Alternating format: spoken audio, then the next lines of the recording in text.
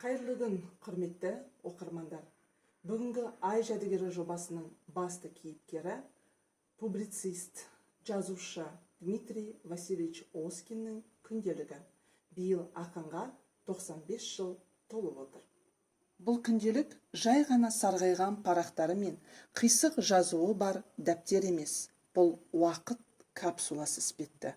Онда Қазақстан магниткасын салған және сол дәуірдің шежіресі болған адамның толғаныстары, ойлары мен күмәндері жазылған.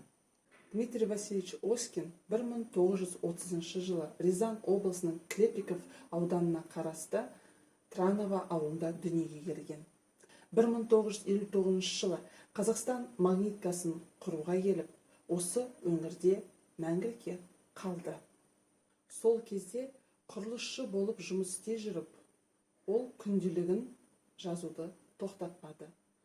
Теміртау қаласы және Қазақстан магниткасы Дмитрий Васильевич Оскиннің әдебиетші ретінде қалыптасуында өте маңызды рөл атқарды.